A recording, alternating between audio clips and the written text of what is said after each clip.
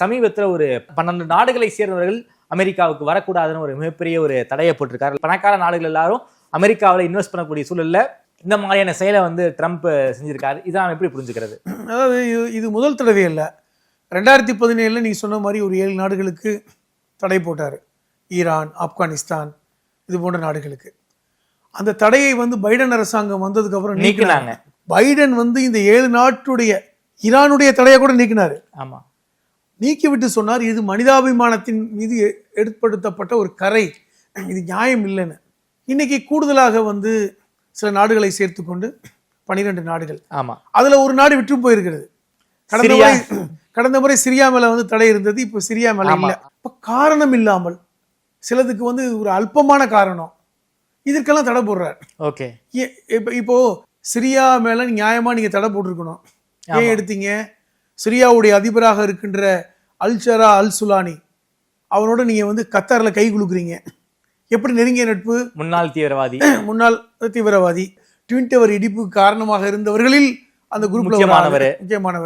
3000 பேர் செத்து போனாங்க. அவரோட சேர்ந்து போட்டோ எடுக்கிறாரு, கை குலுக்குறாரு. அப்போ உங்களுக்கு எது நியாயம் படுறதுக்கு காரணம் இல்லை, எது வந்து அநீதின்னு சொல்றதுக்கும் காரணம் இல்லை. அப்ப நீங்க சிரியாவுக்கு இன்னைக்கு 46 வருஷத்துக்கு அப்புறம் தடையை நீக்குறீங்க, பொருளாதார தடையவே நீக்குறீங்க. என்ன காரணம்? சிரியா இன்னைக்கு ஈரானுக்கு எதிராக இருக்கு. ஆமா, அதான் காரணம். நீங்கள் ஈரான் என்ற நாடு இஸ்ரேலை தரை வழியாக தாக்க வேண்டும் என்றால் சிரியா வழியாக தான் வந்தாகணும். இன்னைக்கு சிரியாவுடைய ஆட்சியாளர் உங்களுக்கு நெருக்கமானதுக்கு அப்புறம் அங்க வர முடியாதனால நீங்க சிரியாவோட நட்பு பாராட்டுறீங்க. இந்த இடத்துல நீங்க எந்த அளவுகோலை ட்ரம்ப் வைத்திருக்கிறார்? அப்ப இன்னைக்கு ஒரு பக்கம் எலான் மாஸ்கோட பிரச்சனை, ஒரு பக்கம் இது போன்ற நாடுகளை தடை. ஆனால் எந்த நாடுகளை உண்மையிலே தடை செய்ய வேண்டுமோ அதோட கைகுலுக்குவது காரணம் இல்லாமல் சிரியாவோடும் பாகிஸ்தானோடும் கைகுலுக்கிறாரு. அவர்களை தடை பண்ணியிருக்கணும். இப்போ இதுலேருந்து என்ன புரியுது என்றால் அந்த நிமிடம் என்ன ட்ரம்புக்கு சரின்னு போடுதோ அதை செய்கிறார். இப்போ இது வந்து பெரிய டேஞ்சரஸ் சைன் அப்படிங்கிறது தான்.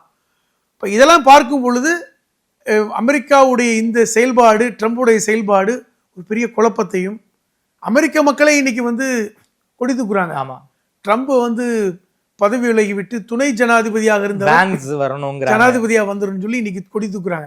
அதுக்கு இன்னைக்கு எலான் மாஸ்க் சப்போர்ட் பண்றாங்க. ஆமா, ட்விட்டர்ல யாரோ போட்டுருக்காங்க. அதுக்கு வந்து இன்னைக்கு எலான் மாஸ்க் உடைய நோக்கம் என்ன? 4 வருடம் முடிவதற்குள் பதவியிலிருந்து எடுத்து விட வேண்டும், அதற்கு நான் தயாரா இருக்கிற மாதிரி தான் இன்னைக்கு போறாரு. இது என்ன ஆகி போச்சுன்னா ஒரு உள்நாட்டு குழப்பம் மாதிரியான ஒரு சூழல் அங்கே ஏற்பட்டிருக்கிறது.